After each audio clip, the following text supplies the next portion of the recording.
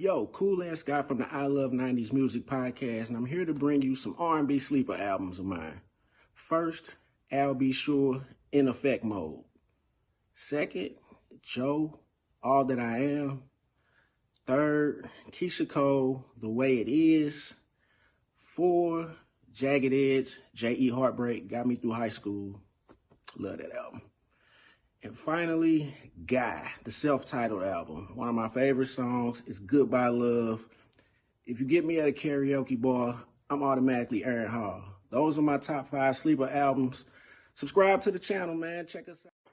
Top 3 most underrated R&B albums. Number 1 is Tamia's first album. Totally slept on. Everybody talks about I'm So Into You when they think about Fab. No, you need to think about Tamia when you think about that song. Classic album, perfect.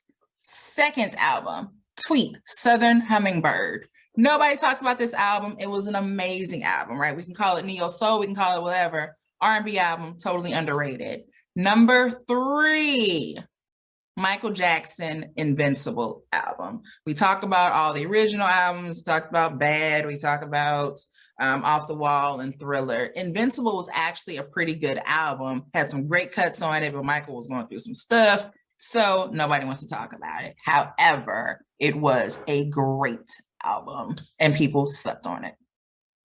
This is Daryl from I Only Listen to 90s Music, and this is my most slept on R&B albums. First up, Alexander O'Neal, Hearsay. What more can be said about the great Alexander O'Neal that cannot be said? People sleep on this album. Next up, A-Marie, All That I Have. Top to bottom, awesome album. Was what we thought the future R&B could potentially be there in the 2000s. Next up, Loose Ends. Look How Long. I'd say this all the time and people don't understand and know. This album from Loose Ends, particularly Carl McIntosh, with the production and the writing on this, was the prequel to Neo Soul, or one of the prequels to Neo Soul, along with, in my personal opinion, Jimmy Jam and Terry Lewis, Janet Jackson's That's the Way Love Goes, but that's another story. Next up, Tidra Moses, Complex Simplicity. This is an album takes you on a full journey from lust to love to heartbreak, back and forth through a whole journey of a human being. It gives you so much emotion, texture to it. It's definitely slept on. Last up, Eric Roberson, Vault 1.5.